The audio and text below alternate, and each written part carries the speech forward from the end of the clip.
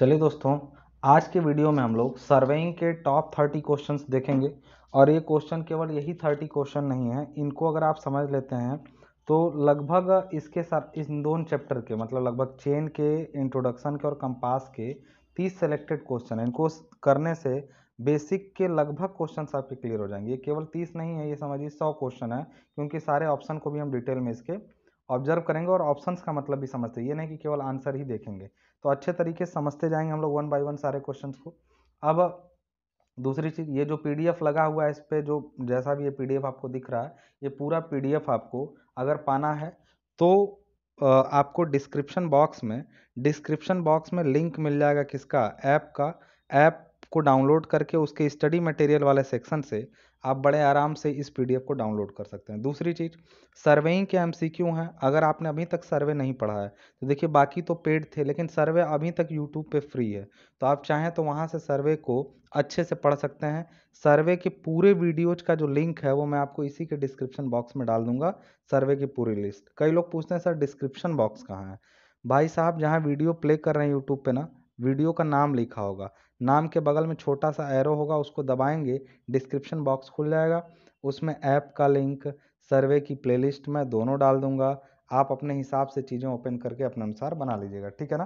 तो चलिए one by one पहला क्वेश्चन हम लोग सबसे पहले देखते हैं। पहला क्वेश्चन हम लोग का जो है वो क्या कह रहा है। पहला क्वेश्चन कह रहा है हम लोग का कि name the type of survey in which mean square of the earth is considered as a plane and the spheroidal shape the earth is neglected. मतलब पृथ्वी, ऐसा कोई सर्वेक्षण बताइए, मतलब वो कौन सा सर्वे है उसका नाम बताइए जिसमें जो अर्थ का सरफेस है, हालांकि देखिए अर्थ जैसा आप लोग सोचते हैं कि गोल है, वो बिल्कुल गोल तो है नहीं। हम लोग सोचते हैं कि अर्थ कुछ इस टाइप की बिल्कुल गोल है, ठीक है ना, लेकिन अर्थ बिल्कुल भी ऐसी नहीं है। कैसी है अर्थ, देखिए इसकी जो सतह है ना, ये जो इसकी सतह है अर्थ की, वो बड़ी ही ऊबड़ खाबड़ टाइप की, ऐसे ऐसे ऊबड़ खाबड़ टाइप की ऐसे बनी हुई है। मतलब गोलाई तो है मेनली इसका, लेकिन ऐसे ऊबड़ खाबड़ टाइप की, ऐसे ऐसे अर्थ की सरफेस है। लेकिन इसका जो मीन है, मीन का मतलब होता है जैसे ये ऊबड़ खाबड़ टाइप की ऐसे ऐसे ऐसे ऐसे पूरी ऊबड़ खाबड़ बनी हुई है, लेकिन इसका जो माध्य होता है, माध्य माध्य मतलब इसकी जो गोलाई होती है वो पूरी कैसी है, स्फेरॉइडल है, ठीक है ना। स्फेरॉइडल मतलब गोली मानी जाती है। तो कहा जाता है कि देखिए धरती इतनी लंबी है दोस्त कि हम लोग खड़े होते हैं तो हम लोग को ये प्लेन ही समझ में आती है। तो इस चीज़ का हमेशा ध्यान रखिएगा कि जब हम लोग, अच्छा इतनी लंबी है ना कि ये जो अर्थ का सरफेस है, लाइक अगर मैं इसको ऐसे समझूं, इस चीज़ को ध्यान समझिएगा, यहाँ पे अगर अर्थ के इस सरफेस को हम लोग ऐसा समझें कि ये हम लोग का अर्थ का सरफेस अगर ऐसे है, ठीक है ना, और हम लोग ऐसा माने कि हम लोग कहीं, सोचिए आप यहाँ खड़े हैं और दूसरा व्यक्ति यहाँ खड़ा है कहीं पे, इन दोनों जगहों पे। अगर क्लियर ना हो रहा हो तो मैं कलर चेंज करके बताता हूँ इन दोनों का। देखिए कैसे कैसे मैं यहाँ पे हिसाब किताब, एक आदमी देखिए यहाँ पर देखिएगा ध्यान से,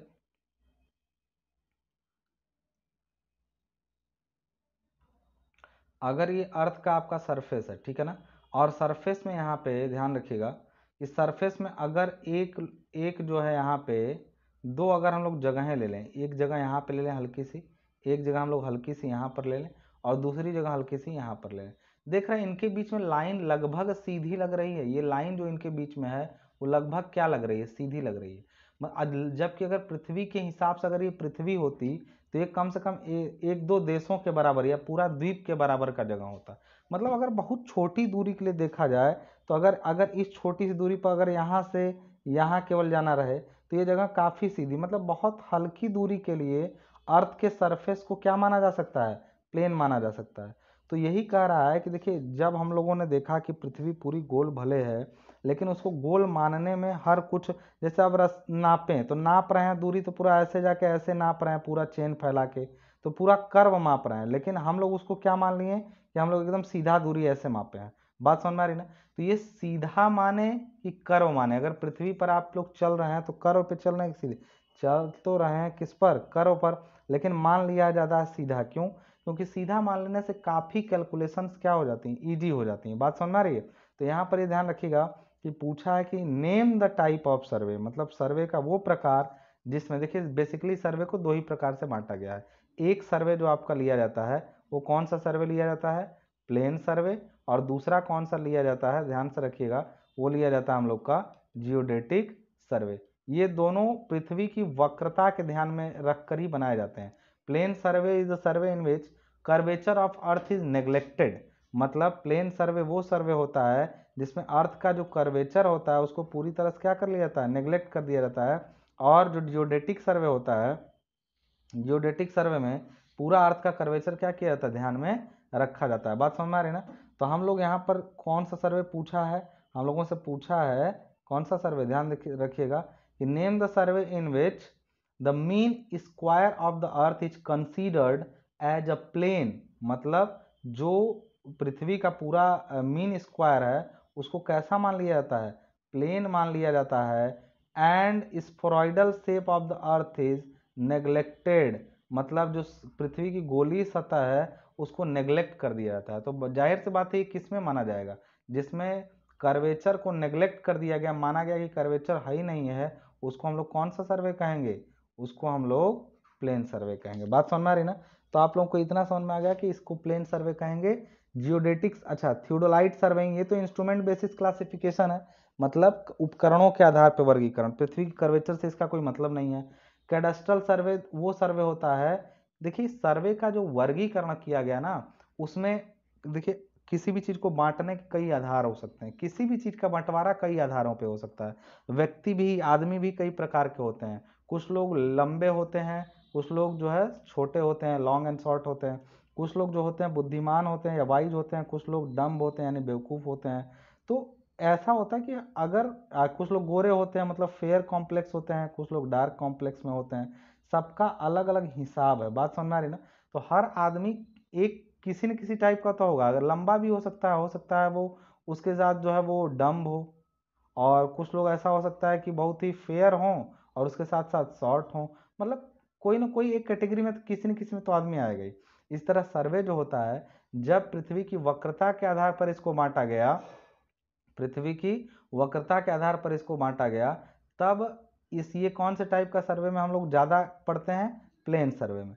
अब प्लेन सर्वे का हिसाब किताब यह है कि कब तक इसको करना चाहिए, तब तक करना चाहिए जब तक जो सर्वेइंग का एरिया हो वो 250 स्क्वायर किलोमीटर से क्या हो, कम हो। देखिए ये सब डेटा हो सकता है क्वेश्चन ना भी आए एग्जाम, मैं यही डील कर दे रहा हूँ। 250 स्क्वायर किलोमीटर से कम एरिया तक प्लेन सर्वे, इससे ज़्यादा अगर एरिया बढ़ रहा है तो आप उसके लिए कौन सा सर्वे करेंगे, फिर जियोडेटिक सर्वे करेंगे, ठीक है। जबकि ये डेटा कई जगह पर आपको मिलेगा 260 का, कई जगह पर आपको देखा डेटा 260 का भी मिलेगा, लेकिन परेशान होने की जरूरत नहीं, दोनों एक साथ एग्जाम में नहीं रहेंगे, या तो ये 250 वाला रहेगा या तो 260 वाला रहेगा। सबसे ज़्यादा प्रेफरेंस जो मिलती है वो 250 वाले को मिलती है। बात समझ आ रही है, 260 वाले को कम, लेकिन आपकी बुक में आपको 260 ही मिलेगा। लेकिन घबराने की जरूरत नहीं, दोनों नहीं रहेंगे, कोई एक रहेगा, आपको उनमें से एक लगा देना है, ठीक है ना। समझ में आ गई होगी पूरी बात, कि अभी नहीं आई समझ में इस क्वेश्चन से, एक क्वेश्चन से आप लोगों ने कितना कुछ सीखा, तो ये कई क्वेश्चन तैयार हुए, ठीक है ना। अब कैडेस्ट्रल सर्वे कौन सा, जैसे आपने बांटा अभी जियोडेटिक और प्लेन, तो कैडेस्ट्रल ऑब्जेक्ट बेसिस सर्वे करने के सबके उद्देश्य अलग अलग हैं। कोई जनगणना करना चाहता है, कोई टोपोग्राफी बनाना चाहता है कि ये जगह कैसी है, सबके उद्देश्य अलग अलग हैं सर्वे करने के बाद। और अब देखिए अगला क्वेश्चन, अच्छा मतलब सबके उद्देश्य अलग अलग होते हैं, तो उद्देश्य में कैडेस्ट्रल क्या होता है, कोई लोग केवल इंजीनियरिंग पॉइंट से सर्वे करते हैं, तो वैसे सर्वे को उद्देश्य बेसिस जब क्लासिफाइड करते हैं, उद्देश्य का मतलब ऑब्जेक्ट बेसिस, तो वैसे सर्वे को हम लोग कहते हैं इंजीनियरिंग सर्वे। कई लोग केवल मिलिट्री वर्क से ले करते हैं, जो मिलिट्री वाले अपना काम करते हैं तो उसको मिलिट्री सर्वे। कई लोग पानी के अंदर जो बड़ी बड़ी बॉडीज हैं उनके बारे में अध्ययन करते हैं, उनको हाइड्रोग्राफिक सर्वे कहते हैं। बात समझ में आने सबका, कुछ लोग पूरा तत्व मतलब पुराने अवशेषों के पीछे पड़े रहते हैं, उनको आर्कियोलॉजी सर्वे कहते हैं, आर्कियोलॉजी सर्वे कहते हैं। कुछ लोगों का अलग ही एजेंडा है, वो लोग केवल किसी जगह का नक्शा या क्षेत्र की कैसा पहाड़ी क्षेत्र है, मैदानी क्षेत्र है, तो वो लोग किसके चक्कर में पड़े रहते हैं, वो लोग केवल टोपोग्राफी तैयार करने में उसके बने रहते हैं। सर्वे के कई टाइप हो सकते हैं, वन ऑफ देम इज कौन सा है, कैडेस्ट्रल सर्वे, उनमें से एक कौन सा है, कैडेस्ट्रल सर्वे आपका है। अब देखिएगा जरा यहाँ पे कैडेस्ट्रल सर्वे में, तो आपको तीनों ऑप्शंस मिल चुके हैं। कौन कौन से ऑप्शन है, एक आपका जो है ध्यान से रखिएगा थियोडोलाइट, जिसमें इंस्ट्रूमेंट थियोडोलाइट है, जो आपको सेकंड सर्वे में मिलेगा, ये थियोडोलाइट के बारे में आपको सेकंड सर्वे में पढ़ना है। प्लेन सर्वेइंग कौन सा है जिसमें पृथ्वी के कर्वेचर को ध्यान में नहीं रखा जाता है, सपाट मान लिया जाता है कि गोल नहीं है पृथ्वी, बिल्कुल सीधी है। कैडेस्ट्रल वो है जिसमें भू की संपत्ति, या इसको हिंदी में भू कर सर्वेक्षण कहते हैं, जिसमें संपत्ति का या बाउंड्रीज का क्या किया जाए, बाउंड्रीज का बंटवारा किया जाए, बाउंड्रीज का या संपत्ति का बंटवारा किया जाए, उसको कैडेस्ट्रल सर्वे कहते हैं। बात समझ में आ रही ना। अब देखिएगा अगला क्या कह रहा है क्वेश्चन में, तो ये सारा समझ में आ गया। अब इनमें से कोई भी एक ऑप्शन आप लगा सकते हैं। अगला देखिएगा, कह रहा है difference in length and arc and its subtended chord on earth surface for a distance of 18.2 kilometre. Earth के सरफेस पर, जो आपकी अर्थ थी ना, ये अर्थ है, उसके सतह पर अगर आप उसके सतह पर अगर आप लगभग समझिए कि यहाँ से चल करके ये दूरी और यहाँ से ये दूरी, अगर आप 18.2 किलोमीटर चलते हैं, 18.2 किलोमीटर की दूरी आप क्या करते हैं, किलोमीटर की दूरी चलते हैं 18.2 किलोमीटर, एक सेकंड, आप 18.2 किलोमीटर की दूरी क्या करते हैं, चलते हैं यहाँ पे, तो ये जो आपकी आर्क होगी, यहाँ से देखिए ध्यान से, अगर ये दूरी यहाँ है, ये दूरी यहाँ है, तो यहाँ से अगर सीधा गए होते हैं ऐसे यहाँ, और ये कर्व के रूप में गए, तो दोनों में अंतर होगा ना। अगर आप 18 किलोमीटर चलेंगे, 18.2 किलोमीटर, तब जाके बताएगा इसमें और इसमें जो अंतर है वो 1 सेंटीमीटर या 10 mm का अंतर क्या करेगा, ये बताएगा। 1 mm या 1 सेंटीमीटर या 10 mm का अंतर ये बताएगा। लेकिन एग्जाम में हमेशा आज तक बोर्ड ने सही नहीं किया, वो 100 mm सही करता है या फिर 10 सेंटीमीटर सही करता है। आपका देखिए यहाँ पे मैं दो चीज़ें बता रहा हूँ, एक सही आंसर बता रहा हूँ और एक वो आंसर जो बोर्ड लगाता है। आपको भी लगाना कौन सा आंसर है, यही 100 mm वाला आंसर ही आपको भी लगाना है। लेकिन एक चीज़ जान लो दोस्त, इसका सही आंसर कितना होता है, 10 mm। कहेंगे सर तब बता क्यों रहे हैं, क्या करें, कभी न कभी सच सही करेगा बोर्ड इसको, लेकिन आज तक आयोग ने जेई के एग्जाम में इसको सही नहीं किया, ठीक है ना। कई सालों से जेई पढ़ा रहा हूँ, एक अरसा निकल गया और इस क्वेश्चन को आज भी गलत ही सही करता है। अभी आपको बहुत कुछ मिलेगा, अभी इस भवसागर में कूदिए तो पता चलेगा कि कितने क्वेश्चन गलत और सही किए जाते हैं, ठीक है ना। फिर भी आपको वो जानना है जो एग्जाम में करना है, हम लोग एग्जाम के लिए भी तैयार कराते हैं और सच्चाई से अवगत भी कराते हैं, ठीक है ना। अगला क्वेश्चन देखिए क्या कह रहा है, तो ये 100 mm का आंसर, मतलब 18 किलोमीटर चलने पर आर्क, आर्क मतलब मैंने बताया कि आर्क जो होती है वो घूमी हुई रहती है, मतलब ये आपकी जो पृथ्वी है उसका जो आर्क है, ये पृथ्वी है, तो इसका जो यहाँ से ये पूरा जो बना हुआ है घुमा घुमा, ये इसका क्या है, आर्क है। आर्क देखिए ऐसे घुमा हुआ चक्र के रूप में। लेकिन अगर हम लोग इसको सीधा माने, इसको ऐसे क्या माने, सीधा माने, तो इस आर्क में और इस जीवा में, जीवा मतलब कॉर्ड, सबस्टेंडेड आर्क और कॉर्ड में जो अंतर होता है वो कितने का होता है, 100 mm, लेकिन होता है एक्चुअली 10 mm, आपको लगाना 100 mm, ठीक है ना। अगला क्वेश्चन देखिए क्या कह रहा है,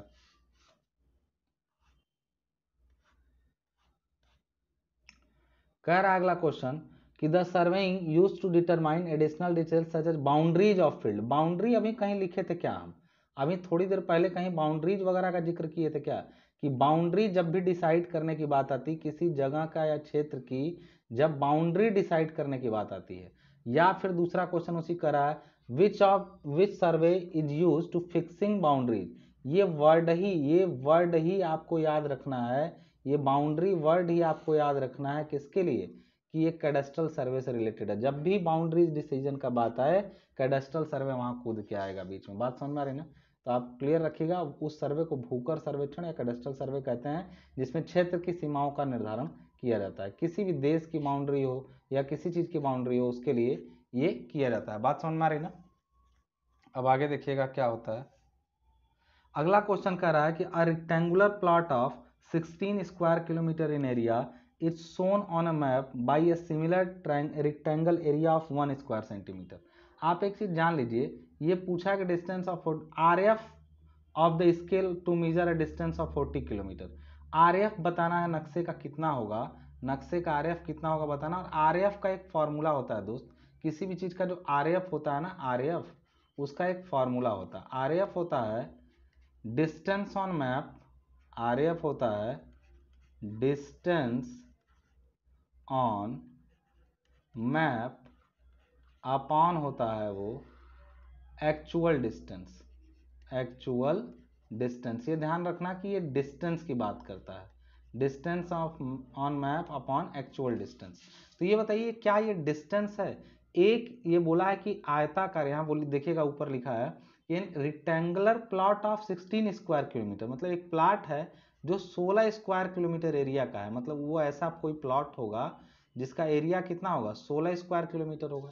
और वो दिखाया गया, इट्स शोन मतलब वो दिखाया गया किसके द्वारा, बाई अ सिमिलर रेक्टेंगल, मतलब एक उसी की तरह एक आयत है जिसका एरिया कितना है, केवल 1 स्क्वायर सेंटीमीटर है। मतलब 1 स्क्वायर सेंटीमीटर के एरिया के द्वारा 16 स्क्वायर किलोमीटर दिखाया गया है। मतलब ये लिख सकते हैं कि 1 स्क्वायर सेंटीमीटर शो किया गया है किससे, 16 स्क्वायर किलोमीटर से। यानी अगर हम दोनों तरफ का अंडर रूट ले लें तो ये 1 स्क्वायर किलोमीटर जो है, 1 स्क्वायर सेंटीमीटर जो है, और ये 16 स्क्वायर किलोमीटर में दोनों का रूट ले लें तो असल में ये कह रहा है कि 1 सेंटीमीटर स्क्वायर करें दोनों का बराबर इधर हो जाएगा 4 किलोमीटर। क्यों? अरे भैया इधर रूट लोगे, यहाँ पे ऐसे रूट लोगे पूरा, तो 16 निकल के बाहर आ जाएगा 4, अब मीटर स्क्वायर का मीटर आ जाएगा। इधर लोगे एक का एक आया, आई सेंटीमीटर जो है उसका सेंटीमीटर आ गया, यानी 1 सेंटीमीटर बराबर 4 किलोमीटर है। यानी असल में वो दूरी की बात कर रहा है। तो आर एफ कितना हो जाएगा, आर एफ बराबर तो वो होता है डिस्टेंस ऑन मैप, मैप पर 1 सेंटीमीटर 4 किलोमीटर को दिखा रहा है, तो मैप पर 1 सेंटीमीटर अब बराबर नीचे लिखोगे 4 किलोमीटर, तो किलोमीटर को पहले मीटर में बदलो जरा, तो 100 से गुणा करोगे, किलोमीटर को 1000 से गुणा करोगे, आप फिर मीटर को भी सेंटीमीटर में बदलो तो 100 से गुणा करोगे। यानी अब ये पूरा नीचे भी क्या हो गया, 4 किलोमीटर बराबर 4 × 10⁵ क्या हो गया, सेंटीमीटर। यानी ऊपर 1 है, नीचे 4 पर 5 जीरो, यानी 4 लाख। यानी आर एफ जो होगा 1/4 लाख हो जाएगा। आंसर देखिए कौन सा मैच कर रहा है 1/4 लाख। तो आप यहाँ से मिला लीजिए। ये कंफ्यूजिंग क्वेश्चन था, इस ध्यान से समझिएगा। ऑप्शन नंबर बी आपका क्या है, बिल्कुल सही जवाब है। ठीक है ना। अगला क्वेश्चन अब देखिएगा क्या कह रहा है। ठीक है, अगला क्वेश्चन कह रहा है कि a line joining some fixed station on main survey line. एक चीज जान लीजिए, कोई भी सर्वे का ऐसा मैप हो, ठीक है ना, सर्वे का कोई भी ऐसा मैप हो, सपोज करिए एक नक्शा हम सर्वे का ऐसे बना, एक लाइन गई ऐसे, एक लाइन और ऐसे हमने ले गया यहाँ से, और सपोज करिए कि एक लाइन चली गई आपकी यहाँ पे ऐसे, और एक लाइन और यहाँ से ले आया हम, इसको ले आए यहाँ से आ गए। ठीक है ना। अब यहाँ ये ध्यान रखिएगा कि इसमें अगर पॉइंट्स बना दें, स्टेशन है ए, स्टेशन आपका बी है, सी है, डी है, और स्टेशन कौन सा हो गया, ई है। बात समझ रहे, ये एक सर्वे का नक्शा है। ठीक है, ये एक सर्वे का नक्शा है, और नक्शे में एक चीज का ध्यान रखिएगा, नक्शे में एक चीज का ध्यान रखिएगा कि ये जो, अच्छा, ट्रायंगल्स में बांटने वाने का कॉन्सेप्ट हम बहुत अच्छे से समझा चुके हैं कि कोई भी क्षेत्र हो तो उसको ट्रायंगल्स में बांट लेना चाहिए। तो हम लोग चलिए इसको ट्रायंगल्स में बांट लिए, और ट्रायंगल्स में बांटे तो हम लोगों ने एक ऐसे लाइन ले लिया यहाँ पे, ये पूरा एक ट्रायंगल बन गया, नीचे अभी एक है तो चलिए एक और ऐसे मिला लिया, ये पूरा क्षेत्र एक ट्रायंगल, 2 ट्रायंगल और 3 ट्रायंगल में पूरा क्षेत्र क्या हुआ, बट गया। तो एक हम लोग ऐसे चाहें तो डिटेल्स के लिए एक लाइन और ऐसे ऐड कर सकते हैं सीधे, किससे, ए से सी तक। तो ए से सी जो लाइन ए सी है, यहाँ पे ध्यान रखना है कि लाइन जो ए सी है वो कैसी लाइन है, उसको कहते हैं लोग, जो क्षेत्र के, पूरे क्षेत्र के बीच से जाने वाली सबसे बड़ी लाइन, इस पूरे नक्शे में सबसे बड़ी लाइन कोई है तो ए सी है। तो ए सी को हम लोग कहते हैं, जो सबसे बड़ी लाइन होती है उसको हम लोग कहते हैं क्या, बताइए, बेस लाइन। उसको हम लोग क्या कहते हैं, बेस लाइन। जबकि इन सारी लाइंस को ए बी है, बी सी है, सी डी है, डी ई है, और ये, इनको हम लोग कहते हैं, इन सारी लाइनों को कहते हैं हम लोग, इन सारी लाइनों को हम लोग कहते हैं मेन सर्वे लाइन, मेन सर्वे लाइंस। बात समझ रहे, इन सारी लाइनों को हम लोग क्या कहते हैं, मेन सर्वे लाइंस। अच्छा, इन स्टेशनों को मेन स्टेशंस कहते हैं, ए बी सी डी और ई को। मेरी देखिए बहुत सलाह है कि ये सारी चीज़ें मैं बहुत अच्छे तरीके से सर्वे के लेक्चर में बता चुका हूँ, प्लीज़ उनको देख लीजिए। क्वेश्चन तो आपको समझ में आ जाएगा, लेकिन अगर लेक्चर्स देख गए ना, डिस्क्रिप्शन बॉक्स में पूरा लेक्चर है, अगर उनको देख गए तो पूरा सर्वे क्लियर हो जाएगा। ठीक है ना, लाइन से पूरे लेक्चर पढ़े हुए। तो इन लाइनों को कहते हैं। अब मान लीजिए कोई स्टेशन, सपोज करिए ए यहाँ है, बी इससे काफी दूर है, मतलब समझिए 400 मीटर की दूरी पर है, ये काफी दूर है। जो आपका बी है वो काफी दूरी पर है, 400 मीटर दूर। तो इनके बीच में ना एकाध सब स्टेशन बनाए जाते हैं। सब स्टेशन मतलब इनके बीच में एक परमानेंट खूंटी धंसा दी जाती है। जब रेखाएं बहुत बड़ी होती हैं तो उनके बीच में सब स्टेशन बना। तो सब स्टेशन, इसको क्या कहेंगे, इस लाइन, इसको कहेंगे हम लोग, यहाँ पर इसको इतने को कहेंगे हम लोग सब स्टेशन कहेंगे, ठीक है ना, इसको कहेंगे सब स्टेशन। अब सब स्टेशन को किसी और सब स्टेशन से, मतलब एक और सब स्टेशन यहाँ कोई हो, देखिए स्टेशन सब स्टेशन में अंतर है कि स्टेशन के बाद दो लाइनें एक दूसरे से देखिए मुड़ गई, ये नीचे आ गई है, ये इधर चली गई। सब स्टेशन पर जो लाइन गई है वो सीधे निकल गई है। तो अंतर यही होता है, स्टेशन पर निश्चित रूप से लाइनें बदलती हैं, जबकि सब स्टेशन पर लाइनें निश्चित रूप से नहीं बदलती हैं, उसी दिशा में निकल जाती। तो किसी सब स्टेशन को किसी सब स्टेशन से या किसी सब स्टेशन को, ये जो सब स्टेशन है उसको किसी मेन स्टेशन से मिलाने वाली जो रेखा होती है उसको टाई लाइन बोलते हैं। उसको क्या बोलते हैं, टाई लाइन। क्यों टाई लाइन क्यों बोलते हैं, हम लोग जब सर्वे करते हैं ना, तो जैसे मान लीजिए, ये सबको मैं काट के ऐसे समझाऊं आपको, यहाँ पर समझिएगा। जैसे मान लीजिए हमने कोई नक्शा ऐसे बनाया, ऐसे कोई नक्शा हमने बनाया, ऐसे ध्यान समझिएगा, ऐसे कोई नक्शा हमने सपोज करिए कि बनाया। तो अगर कोई, अच्छा ये वाली लाइन तो अभी हमने बताया कि ये लाइन कहाँ चली गई, बेस लाइन में। ये जो दूसरी लाइन इसके साथ में ऐसे आई, चलिए ये भी इधर चली गई, और यहाँ वाली लाइन को हमने ऐसे जोड़ दिया इससे। यहाँ सपोज करिए कि यहाँ पर कोई पॉइंट है, ऑफसेट। ऑफसेट क्या होते हैं, नक्शे में जो जरूरी बिंदु होते हैं उनको ऑफसेट कहा जाता है। जो नक्शे में जरूरी बिंदु होते हैं उनको क्या कहा जाता है, ऑफसेट कहा जाता है। तो इन ऑफसेट को लेने के लिए इनके नजदीक की किसी लाइन से इनकी दूरी मापी जाती है, किसी भी सर्वे लाइन से। अब ऑफसेट क्या होते हैं बड़ा डिटेल में कि क्यों होता है, इसकी क्या महत्व है, ये सब अगर समझना हो तो लेक्चर देखिए। लेकिन ऑफसेट ज्यादा नजदीक से ले पाए, इसके लिए हम लोग कुछ सब स्टेशन स्थापित करते हैं और उनको किसी न किसी मेन स्टेशन से ऐसे क्या करते हैं, जोड़ देते हैं, ताकि ये नक्शे से काफी नजदीक हो जाए इधर, ठीक है ना। और ये देखिए यहाँ पे कोई लाइन, वो भी काफी दूरी है, तो क्यों ना यहाँ से एक लाइन ले जा करके हम लोग यहाँ ऐसे जोड़ दें किसी सब स्टेशन से। तो कई लाइनों के लिए ऑफसेट लेने में नजदीक रहता है, जिससे हम लोगों के लिए आसान हो जाता है क्या, हम लोगों के लिए आसान हो जाता है क्या, डिटेलिंग ऑफ मैप। मैप की जो डिटेलिंग है वो हम लोगों के लिए क्या हो जाती है, ईजी हो जाती है। इसलिए टाई लाइंस क्या होती हैं, सब स्टेशन को मेन स्टेशन या किसी एक सब स्टेशन को दूसरे सब स्टेशन से मिलाने वाली लाइन को ही हम लोग टाई लाइन बोलते हैं। इनका मुख्य काम क्या होता है, डिटेलिंग करना, नक्शे को और ज्यादा डिटेल बनाना। बात समझ में आ रही ना। तो क्या बोला, a line joining some, a line joining some line joining some, देखिए यहाँ पे क्या लिखा हुआ है, some fixed station on on main survey line. मतलब जो मेन सर्वे लाइन थी आपकी, उन पर कुछ फिक्स स्टेशन होते हैं। ये जो मेन सर्वे लाइन थी उस पर कुछ फिक्स स्टेशन है। इस मेन सर्वे लाइन भी इन दोनों को मिलाने वाली रेखा को क्या कहते हैं भैया, टाई लाइन कहते हैं। बात समझ में आ रही ना, इसको क्या कहते हैं, टाई लाइन कहते हैं। अगला क्वेश्चन देखिए क्या कह रहा है, ठीक है ना।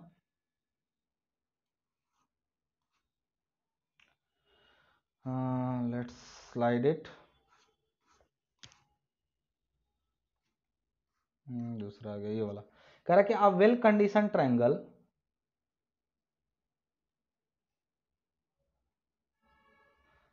ये तो हो गया था ये वाला।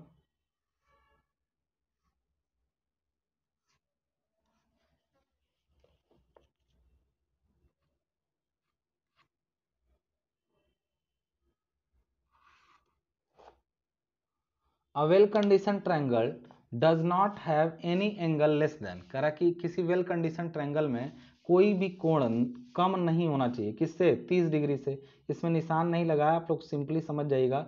एक वेल कंडीशन ट्रायंगल उस ट्रायंगल को कहते हैं जिसमें, जैसे ये ट्रायंगल बना, और ट्रायंगल क्या होते हैं, अरे भैया पूरे क्षेत्र को त्रिभुजों में बांटा जाता है। क्यों, क्योंकि चेन सर्वे में हमें अलाउ होते हैं कौन, देखिए सर्वे ना बहुत जबरदस्त सब्जेक्ट है, इसको आप जितना पढ़ लें अच्छे तरीके से, भविष्य में यही एक काम आएगा, बाकी सब छूट जाएंगे, यही सबसे ज़्यादा ज़रूरी है। तो लीनियर जो आपका मेजरमेंट होता है केवल वही अलाउ होता है चेन सर्वे में, ठीक है ना।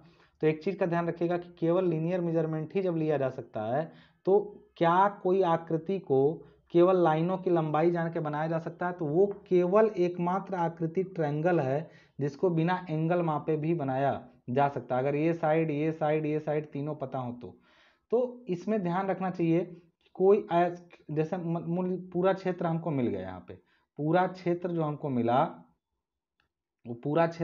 मिला वो कैसा मिला, ध्यान रखिएगा, यहाँ पे ध्यान दीजिएगा जरा। वो पूरा क्षेत्र हमको जो मिला वो एक इस टाइप से पूरा क्षेत्र था, ऐसे सपोज करिए ऐसा क्षेत्र कोई ऐसे ऐसे था। तो इस पूरे क्षेत्र पर पॉइंटिंग हमको करनी है। पॉइंटिंग कैसे करनी है कि हम लोग जाएंगे, पॉइंटिंग कैसे करनी है तो हम लोग यहाँ पे ऐसे जाएंगे और जा करके इस क्षेत्र में यहाँ एक स्टेशन, यहाँ एक स्टेशन, यहाँ एक स्टेशन ऐसा बनाएंगे। स्टेशन पे स्टेशन, कई सारे स्टेशन क्या करते जाएंगे, बनाते जाएंगे। और इन स्टेशनों को जोड़ते हुए हम लोग ऐसे ऐसे जोड़ते हुए ट्रायंगल्स में बांटेंगे ताकि इनको बनाना क्या रहे। अब देखिए यहाँ पे ट्रायंगल तो बना नहीं, यहाँ ये क्या बन गया, ये बन गया एक, ये एक तो ट्रायंगल बना, दूसरा वाला ये बन गया क्वाड्रेंट। चुपचाप इसको यहाँ से फिर मिला देंगे। देखिए अब एक ट्रायंगल ये बन गया, एक ट्रायंगल, मतलब पूरे क्षेत्र को त्रिभुजों में बांटने पर क्या असर हुआ कि पूरा जो क्षेत्र है वो ट्रायंगल्स, लेकिन वो ट्रायंगल्स ऐसे होने चाहिए जिसमें कोई भी एंगल जो आपका है, कोई भी एंगल जो है वो आपका 30 डिग्री से कम ना हो। मतलब जो ट्रायंगल बन रहा है ऐसे, उसका कोई भी एंगल जो ऐसा ना बने क्या है 30 डिग्री से भी कम हो जाए, और कोई एंगल ऐसा भी ना हो जो 120 डिग्री से ज़्यादा हो।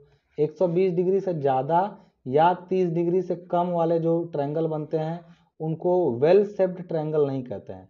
वेल कंडीशन या वेल शेप्ड, वेल कंडीशन या वेल शेप्ड ट्रायंगल वो ट्रायंगल होते हैं जिनका कोई भी कोण 30 डिग्री से कम नहीं या 120 डिग्री से ज़्यादा नहीं, ये हो तो उसको वेल कंडीशन ट्रायंगल कहते हैं, ठीक है ना।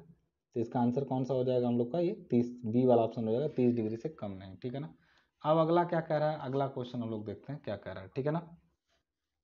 The instrument use for checking out right angle is known as, वो इंस्ट्रूमेंट जो राइट एंगल के लिए चेक करने के लिए यूज किया जाता है वो क्या, बहुत अच्छे से पढ़ाए हैं ऑप्टिकल स्क्वायर। हम ऑप्टिकल स्क्वायर को ऐसा समझा दिए कि हमको लग रहा है कि अगर कभी नहीं समझे तब भी, हाथ में नहीं पकड़े होंगे कभी ऑप्टिकल स्क्वायर तब भी आप चलाना जान जाएंगे। इतने अच्छे से मैंने ऑप्टिकल स्क्वायर को समझा रखा है, बात समझ में आ रही है ना। ऑप्टिकल स्क्वायर को इतने अच्छे से समझा रखा है कि अगर नहीं भी चलाना जानेंगे तब भी खाली इस वीडियो को देख के आप जान जाएंगे, इसलिए सर्वे का वीडियो देख लीजिए। ये सिलोन घाट ट्रेसर किसके लिए यूज किया जाता है, ये स्लोप लगाने के काम आता है। लेवलिंग स्टाफ लेवलिंग करने के काम आता है। टारगेट प्रिज्म, ऐसा कोई भी इंस्ट्रूमेंट नहीं होता है, होता है ऑप्टिकल स्क्वायर। और optical square right angle set करने के भी और उसको चेक करने के भी काम आता है, बात समझ में आ रही ना।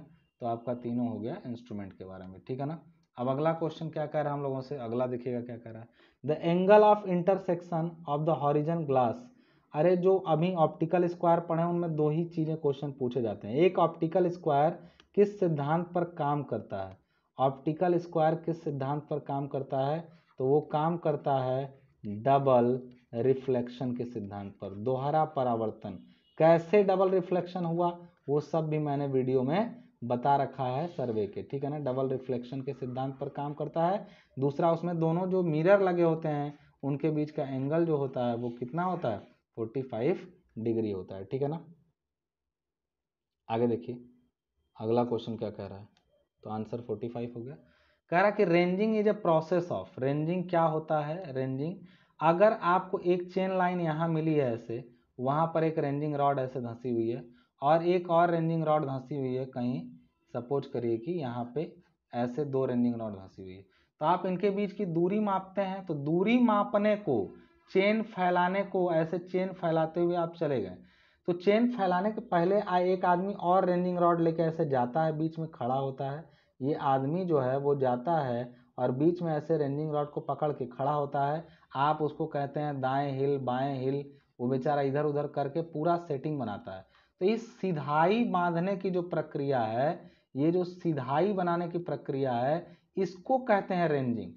चेन नहीं भी फैलाएंगे ना अगर सिधाई बना दिए तो रेंजिंग हो गया।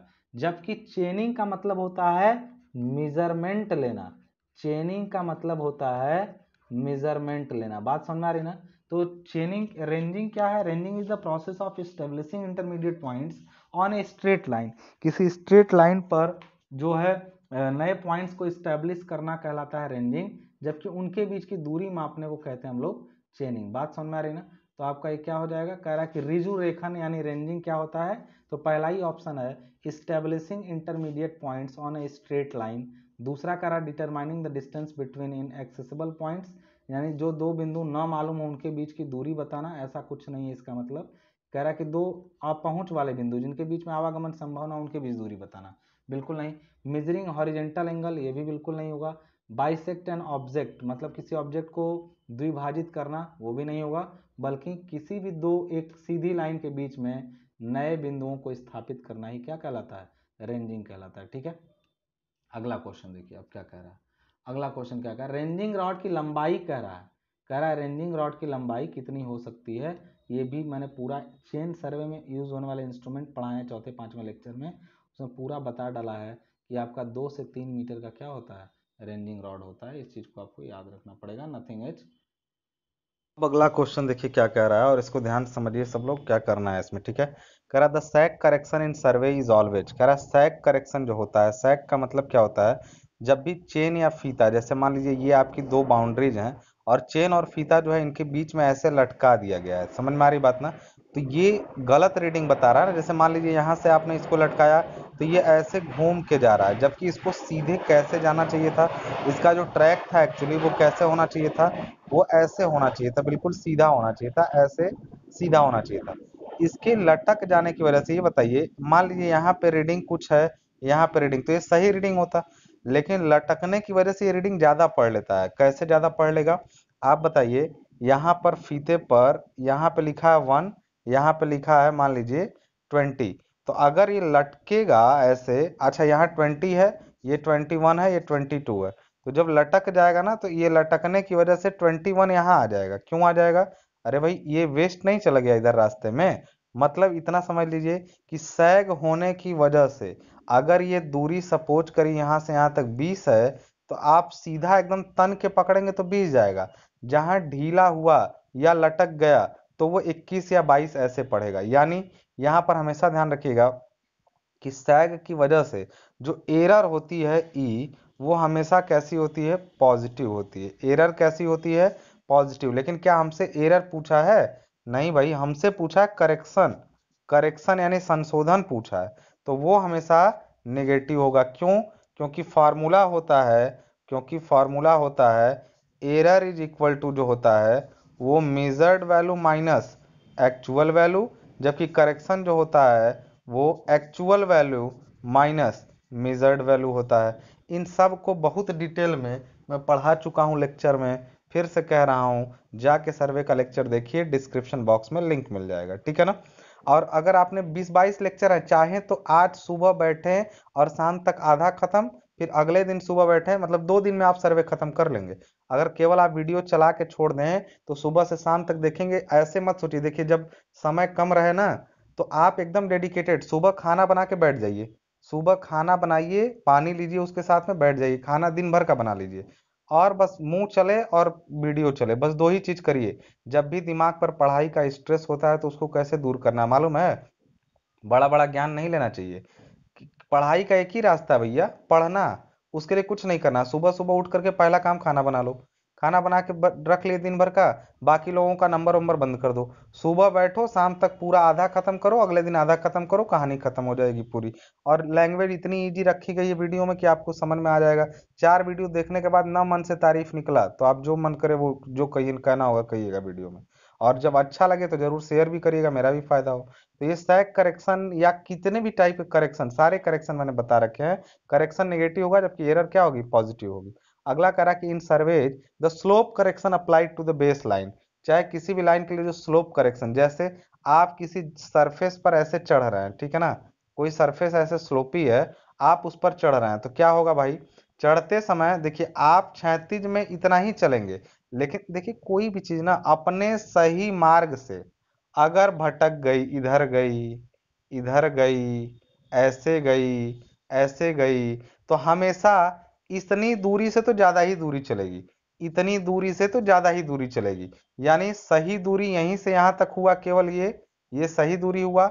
और हमेशा एरर जो होती है वो होती है measured value minus actual value. तो एक चीज बताइए, एक्चुअल वैल्यू तो हर केस में अगर देखा जाए तो यही रहनी है एक्चुअल वैल्यू, यही। लेकिन मेजर्ड क्या करेंगे आप, अगर अपने मार्ग से आप भटके, मार्ग से भटकने का मतलब स्लोप पर जाना। अगर देखिए कितने टाइप की चीजें हो सकती हैं। मार्ग से भटकने का अर्थ क्या हुआ, मार्ग से भटकने का अर्थ हुआ कि आप कहीं अगर इधर साइड में चले गए, इधर चले गए, सैक कर गया, या इधर चला गया, या फिर आपको यहां से यहां जाना था रेंजिंग करते हुए सीधा, लेकिन आपकी रेंजिंग खराब थी, कभी इधर चले गए, कभी इधर, ऐसे ऐसे जिगजैग जा रहा है। इन हर केसेस में आप एक चीज का ध्यान रखिएगा कि आप गलती करेंगे, आप ज्यादा ही दूरी तय करेंगे पहले के कंपेयर में। इसलिए हमेशा ध्यान रखिएगा, आप जब भी ऐसा कुछ करते हैं, जब भी ऐसा कुछ करते हैं कि मार्ग से हटते हैं, तो एरर यानी मेजर्ड आप ज्यादा कर लेते हैं और एक्चुअल कम होता है। एक्चुअल तो कम होता है लेकिन आप मेजर ज्यादा कर लेते हैं। इस केस में एरर क्या होती है, पॉजिटिव, और करेक्शन उल्टा, एक्चुअल माइनस मेजर्ड, तो इसलिए करेक्शन क्या हो जाता है, नेगेटिव हो जाता है। बात समझ में आ रही ना। तो इस तरह से हमेशा ध्यान रखिएगा, पहली चीज कि स्लोप करेक्शन पर जो होता है कहानी, स्लोप करेक्शन पर जो कहानी होती है उसको समझिएगा। स्लोप करेक्शन पर जो कहानी होती है, पहली बात कि वो कम्युलेटिव होगी। क्यों कम्युलेटिव और कंपनसेटिंग क्या होता है, वो एरर जो लगातार एक ही दिशा में बढ़ती जाए, एक ही दिशा का मतलब हुआ पॉजिटिव है तो पॉजिटिव, नेगेटिव है तो नेगेटिव, ऐसे होती जाए। तो मान लीजिए आप इस पर ना सीधे जाके ऐसे चढ़ने लगे ऊपर, तो आप इस दिशा से सीधे ना जाके दाएं बाएं भटकने लगे, ऊपर चढ़ने लगे, तो आप हमेशा ज्यादा माप रहे हैं। अरे चाहे कम झूले, कम चढ़े या ज्यादा चढ़े, हर दिशा में आप पॉजिटिव ही होते जाएंगे एरर। तो वो एक तरह से एरर इकट्ठी होके कम्युलेट होती जाएगी। तो ऐसी एरर को कहते हैं कि ऑलवेज कम्युलेटिव होती है। ऑलवेज कंपनसेटिंग, कंपनसेटिंग तो नहीं होगा। क्यों, वो एरर जो कंपनसेट होती जाती है, एक दूसरे को कैंसिल करती जाती है, उसको कंपनसेटिंग एरर कहते हैं। और जो स्लोप पर एरर होती है, पहली बात, अच्छा इसमें भी ऑप्शन ना always cumulative and positive, always cumulative and negative दोनों हो सकता था। यहाँ पर एक ऑप्शन कम ही दिया है, मतलब आपको फंसाया कम है इसमें। फंसाने को ये फंसाता है कई बार जेई में कि ऑलवेज कम्युलेटिव एंड पॉजिटिव लिख देता है, दूसरा लिखता है ऑलवेज कम्युलेटिव एंड नेगेटिव। भैया ऑलवेज कम्युलेटिव मतलब एकत्रित तो होती है, हमेशा पॉजिटिव होती है, इस चीज का ध्यान रखे। नेगेटिव नहीं होती है स्लोप वाला, ठीक है। करेक्शन नेगेटिव होगा। कई लोग कहते हैं सर आप पॉजिटिव बोले थे, अरे भैया पूछ क्या रहा है, एरर पूछेगा तो पॉजिटिव, करेक्शन पूछेगा तो नेगेटिव, ठीक है ना। पहली बात कि एरर इकट्ठी होने वाली है, तो इसलिए इसको खाली इतना पूछा है क्या इकट्ठी होती है या कैंसिल होती रहती है, तो आप बोलेंगे नहीं नहीं नहीं, ये कम्युलेटिव है, इकट्ठी होती रहती है। बस दिक्कत इसमें इतना ही है कि ये पॉजिटिव होती है। अगर ऑप्शन में पॉजिटिव और नेगेटिव दोनों रहते तो हम पॉजिटिव लगाते। कह रहा है invar tape are made of an alloy of, invar का जो टेप होता है वो किसका बना होता है, भैया निकिल और स्टील का, जिसमें कितना परसेंट निकिल होता है, 36% तक निकिल। इनवार एक पदार्थ है जो बनाया जाता है 36% निकिल और बाकी का स्टील मिला करके, ठीक है ना। ये काफी ब्रिटल है, झटका लगने पे टूट जाता है, लेकिन इसकी परिशुद्धता बड़ी अच्छी है।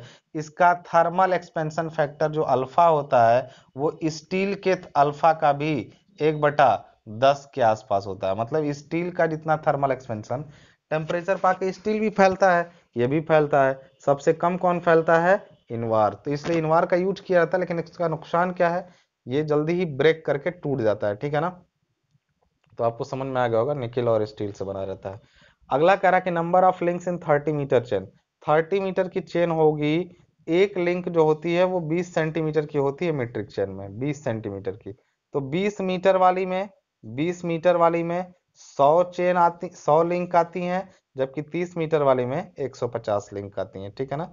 ये आप कर लीजिएगा, आपको समझ में आ जाएगा। अरे भैया 1 मीटर में 5 लिंक नहीं होगा, 20-20 सेंटीमीटर का 5 लिंक नहीं हो जाएगा 1 मीटर में।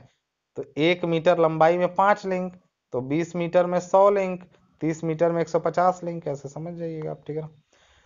कह रहा positive error is caused if, कह रहा कि पॉजिटिव एरर कब होती है, मैंने बताया कि हर स्थिति में जब मेजर्ड वैल्यू मेजर्ड वैल्यू ज़्यादा हो किससे, एक्चुअल वैल्यू से, तब एरर कैसी हो जाती है, पॉजिटिव हो जाती है। ठीक है ना।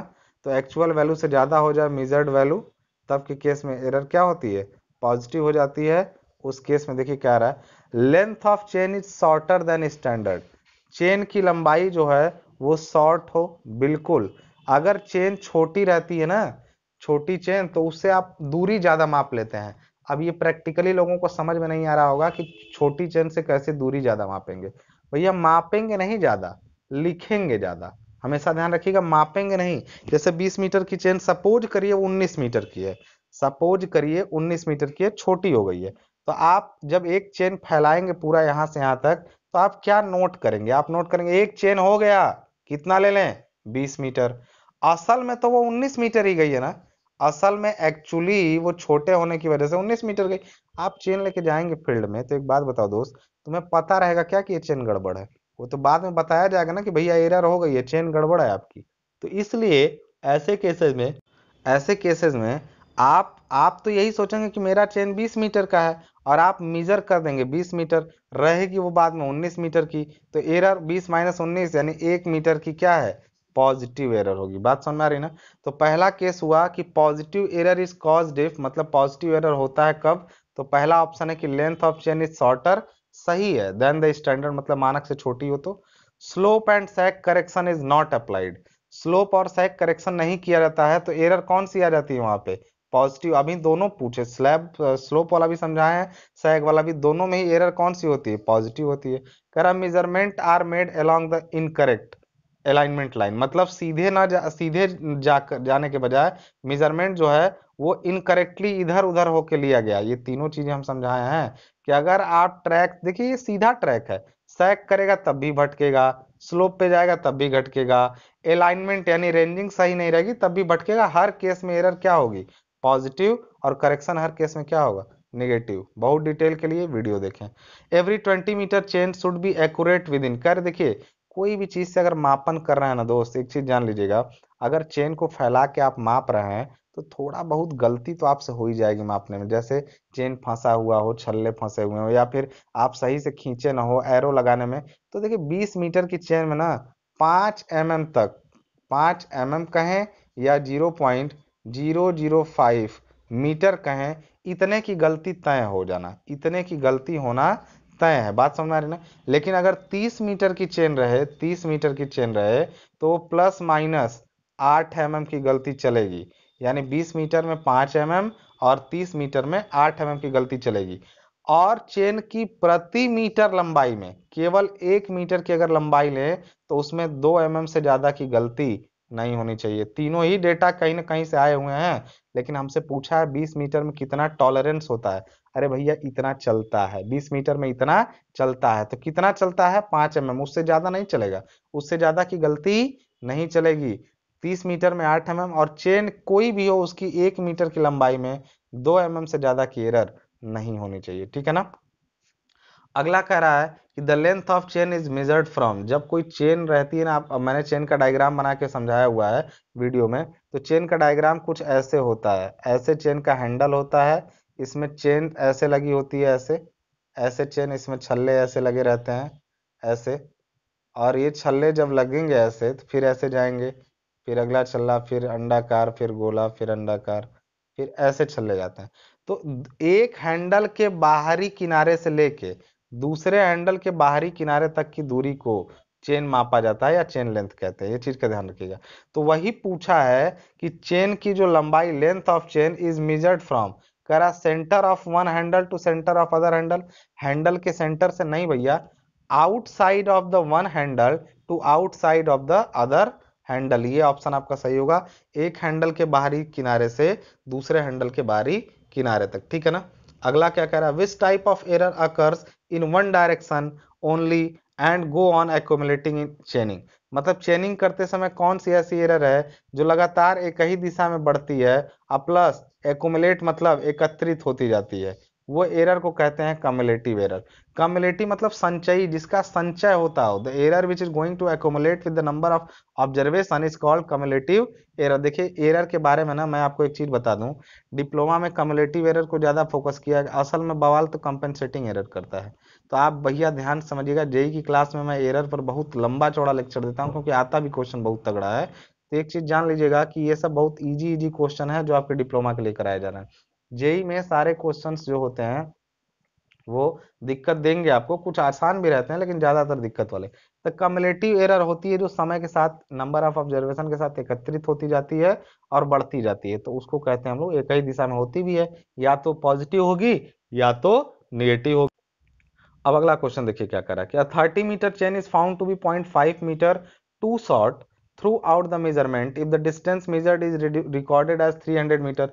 मापी गई दूरी जो है वो कितनी है, 300 मीटर, और एक्चुअल डिस्टेंस क्या होगी, जबकि चेन की लंबाई स्टैंडर्ड 30 मीटर है और पाया गया कि 0.5 मीटर क्या है, शॉर्ट है, छोटी है।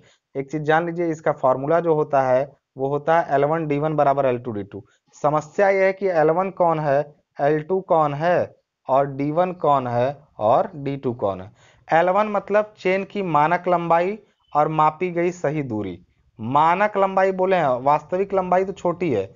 मानक लंबाई और सही दूरी तो गलत चेन लंबाई, और मापी गई दूरी गलत दूरी है। यानी यहाँ ध्यान रखिएगा, ये होगा L1, ये बराबर हो जाएगा किसके, L1 D1 बराबर होगा L2 D2। यानी ये फार्मूला वगैरह हम सब लगा के बताएं एग्जाम में। अब यहाँ पर ध्यान रखिएगा कैसे होगा, तो कहेंगे सही चेन की जो लंबाई है, चेन की जो सही लंबाई है मानक, वो तो 30 मीटर है, इसमें गुणा कर दिए सही दूरी मान लीजिए D1 है। गलत चेन लंबाई 0.5 मीटर शॉर्ट यानी है 29 दशमलव, अरे 30 मीटर की चेन है, गलत तो यही ना होगा, 29.5। आज दूरी जो मापी गई वो 300। तो इसको सॉल्व कैसे करेंगे, तो D1 बराबर जो हो जाएगा, D1 बराबर वो हो जाएगा आपका 29.5 और गुणा, कहें आप ये 30/300, 300/30 कर दिए, यानी ये 10 बार में कैंसिल हुआ, तो 10 से गुणा करेंगे 295 किलोमीटर आ जाएगा। 300 मीटर देख लीजिए, इसको सॉल्व करके देख लीजिए, आपका 295 मीटर आ जाएगा। यहीं से आप इसको लगा सकते हैं, बिना कैलकुलेटर की दिक्कत नहीं आएगी, 295 इसका आंसर हो जाएगा, ठीक है ना। अगला क्या कह रहा है कि the horizontal angle between true meridian and, अब कंपास पे आ गए, horizontal angle between true meridian and magnetic meridian. एक चीज जान लीजिए, मेरिडियन क्या होता है, जब भी हम लोग, मेरिडियन किसको कहते हैं, जब भी हम लोग कहीं पर खड़े होकर बिल्कुल उत्तर दिशा की तरफ देखते हैं, तो उत्तर दो तरह की दिशा होती है। एक मैग्नेटिक मेरिडियन होता है, मैग्नेटिक मतलब जो पृथ्वी के चुंबक के अकॉर्डिंग बदलता रहता है, ये मान लीजिए एन है। तो एक मेरिडियन जो होता है ना वो सत्य होता है, मतलब वो कभी बदलता नहीं, और वो क्या होता है उसके लिए वीडियो। मैग्नेटिक मेरिडियन कहीं उससे इधर हो सकता है, तो इस केस में अगर इधर है, तो इस एंगल को जो ट्रू मेरिडियन मैग्नेटिक मेरिडियन से बनाता है, इस एंगल को हम लोग कहते हैं मैग्नेटिक डेक्लिनेशन, यानी चुंबकीय दिक्पात, दिक्मान नहीं दिक्पात मतलब। और इस केस में जैसे ये नॉर्थ यहाँ पे, ये आपका मान लीजिए यहाँ पे ये ट्रू नॉर्थ है, ठीक है ना, और मैग्नेटिक नॉर्थ उसके वेस्ट साइड में चला गया है, तो इसको कहेंगे वेस्ट डेक्लिनेशन, वेस्ट डेक्लिनेशन। अगर ये इधर चला गया होता मैग्नेटिक वाला, तो इसको कहते हैं ईस्ट डेक्लिनेशन, क्योंकि इधर ई होता है और इधर डब्ल्यू होता है। तो ये पहले है क्या, मैग्नेटिक डेक्लिनेशन, जो actually magnetic declination is nothing but horizontal angle that is made by magnetic bearing from true bearing. तो इसको कहते हैं हम लोग magnetic meridian from true meridian, तो इसको कहते हैं हम लोग मैग्नेटिक डेक्लिनेशन, ठीक है ना।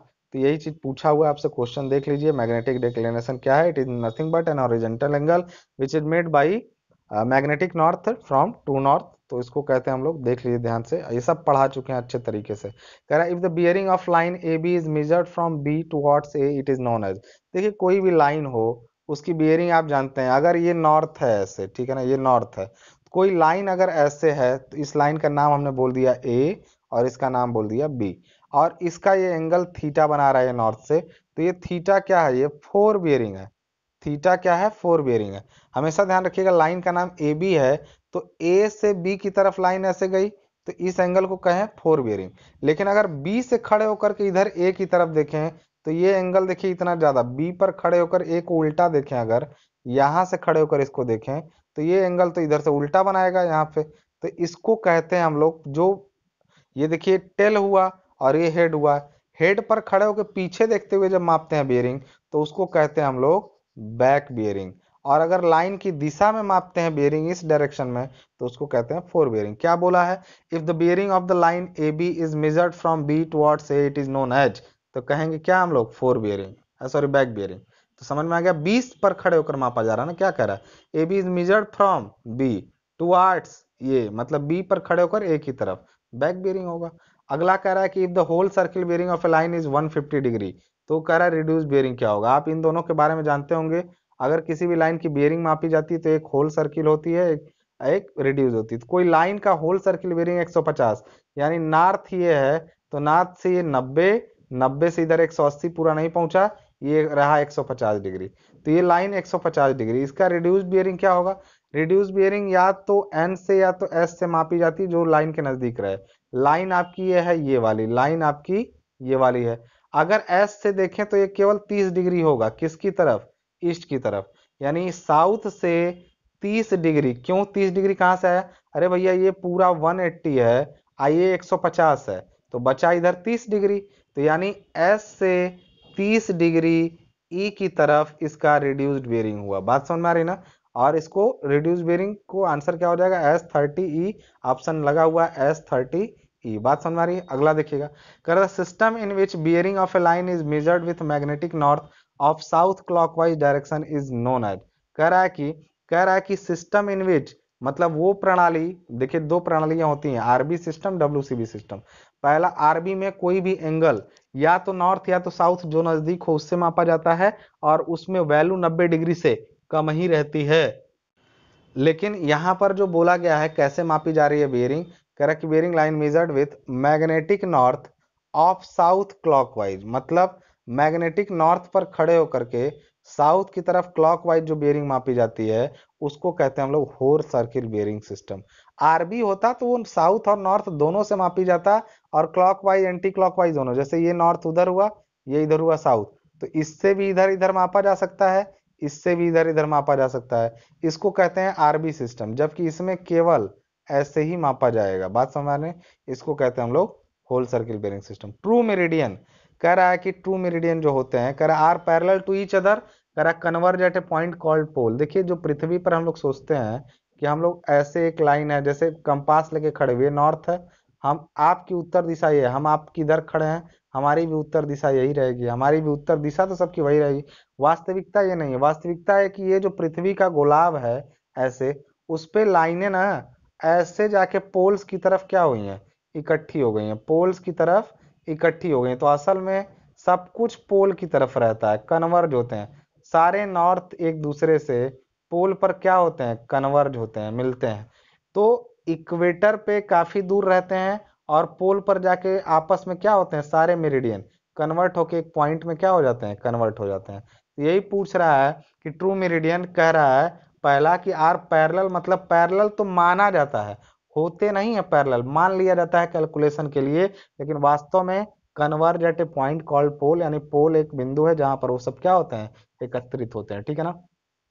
The dip of the compass needle carries constant varies from place to place and is zero at equator and maximum at poles। पृथ्वी पर जब भी आप इस टाइप से खड़े हों, ये पृथ्वी का गोलाई है, ठीक है ना, ये पृथ्वी का गोलाई है, सपोज करिए कि ये पृथ्वी का गोलाई है, और इस पर आप कंपास लेके खड़े होंगे। कंपास कैसे लेके खड़े होंगे? तो आप यहाँ पर खड़े हुए सपोज करिए, तो आप अगर ऐसे खड़े होंगे तो कंपास की नीडल बिल्कुल ऐसे नहीं रहेगी, ये ऐसे है। अगर आप इक्वेटर पे हैं, यहाँ ये इक्वेटर है, यहाँ ऐसे रहेगा। लेकिन जब इसको जाएंगे ना इसकी तरफ, ध्यान रखिएगा एक सेकेंड, जैसे आप मान लीजिए अभी आप इक्वेटर पे हैं तो ये बिल्कुल ऐसे रहेगा। जैसे ही आगे बढ़ेंगे हल्का सा झुकेगा, फिर हल्का सा और झुकेगा, और इस पर जाके बिल्कुल ऐसे सीधा हो जाएगा। इसके ऊपर निडल जो होती है वो बिल्कुल क्या होती है? सीधी हो जाती है, झुकते झुकते। तो ये पोल्स पर निडल बिल्कुल वर्टिकल हो जाती है, और पोल्स पर जो, इसी को कहते हैं, इस झुकाव को ही मैग्नेटिक डिप कहते हैं। डिप का वैल्यू पोल्स पर क्या होता है? 90 90 दोनों पोल्स पर, जबकि इक्वेटर पर ये क्या होता है 0 डिग्री। बाकी किसी भी जगह पर 0 से 90 के बीच में क्या करता है, वेरी करता है।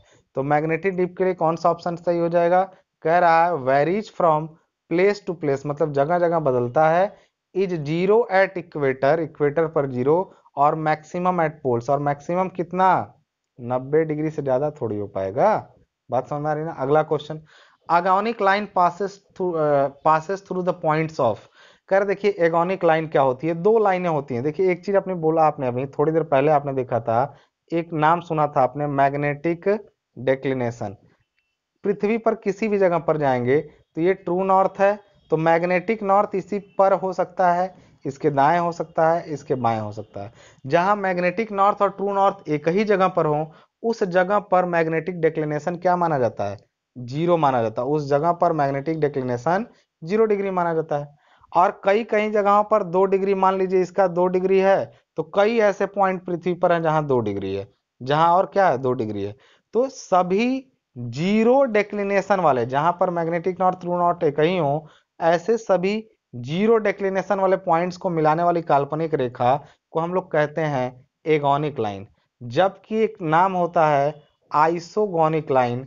आइसोगोनिक लाइन का क्या काम है, ये किसी भी पॉइंट पर, किसी भी पॉइंट पर जहां पर मैग्नेटिक डेक्लिनेशन क्या हो, इक्वल हो, यानी हर जगह सेम हो, उन बिंदुओं को मिलाने वाली रेखा आइसोगोनिक, और जहां शून्य वाली बिंदुओं को मिलाने वाली रेखा एगोनिक लाइन कही जाती है। ठीक है ना।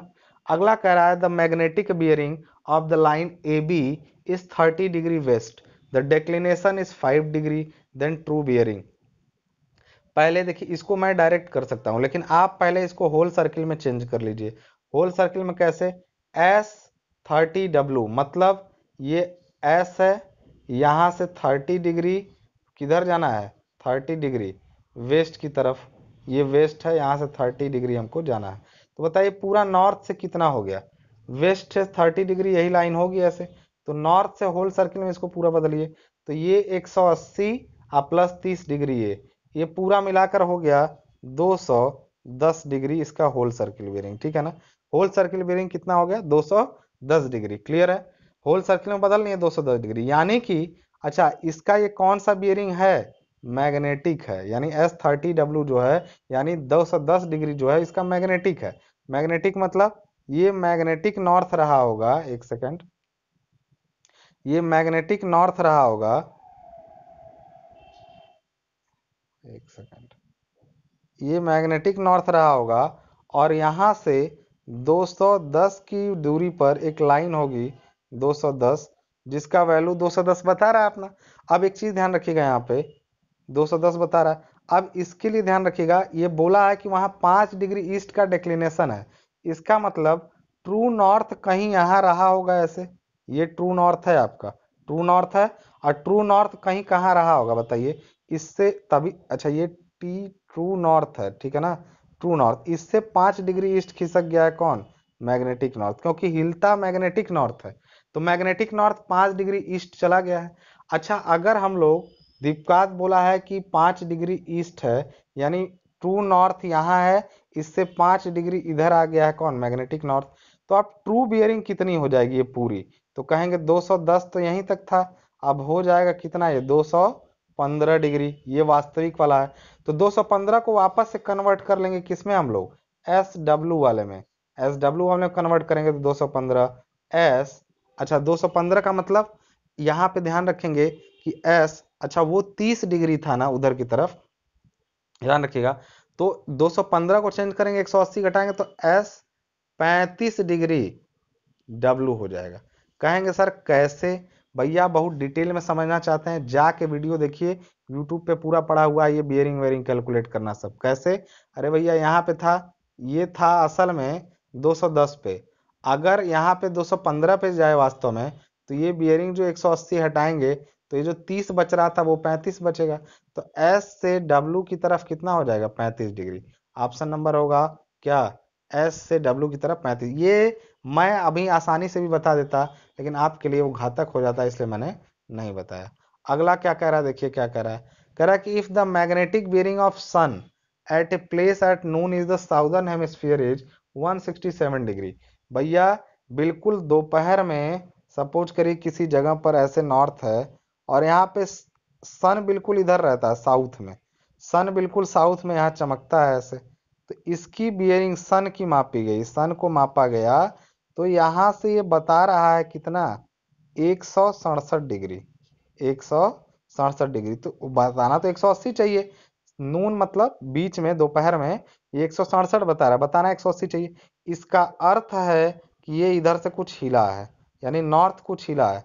ट्रू नॉर्थ अगर सही सही से लेते तो बताता 180, लेकिन 167 बताने का मतलब है कि ये आपका मैग्नेटिक नॉर्थ है, तो उसी से, क्योंकि मैग्नेटिक बेरिंग है, तो ये 167 बता रहा है, यानी उस जगह पर इतने डिग्री का, यानी 13 डिग्री तो ही कम बता रहा है, तो 13 डिग्री ईस्ट का क्या है, मैग्नेटिक डिक्लिनेशन, यानी ट्रू नॉर्थ यहाँ है, इससे 13 डिग्री घुमा इधर मैग्नेटिक नॉर्थ, तो 13 डिग्री ईस्ट का क्या है, डिक्लिनेशन है। आंसर देखिएगा 13 डिग्री ईस्ट दिया हुआ है, ठीक है ना। अब अगला देखिए क्वेश्चन, मैग्नेटिक डिप, मतलब अभी जो सुई झुकती जा रही थी, किस पर पूछ रहा है, इक्वेटर पर 0 होता है, पोल्स पर 90 होता है, ये बता चुके हैं अभी। अगला देखिएगा आप, 30 क्वेश्चन यहीं पर कंप्लीट होते हैं। अब उसके बाद हम लोग अगला सेट और करेंगे सर्वे का, जिसमें और बेहतरीन क्वेश्चंस को करेंगे। तब तक के लिए मुझे इजाजत दीजिए, मिलते हैं नेक्स्ट वीडियो में, धन्यवाद।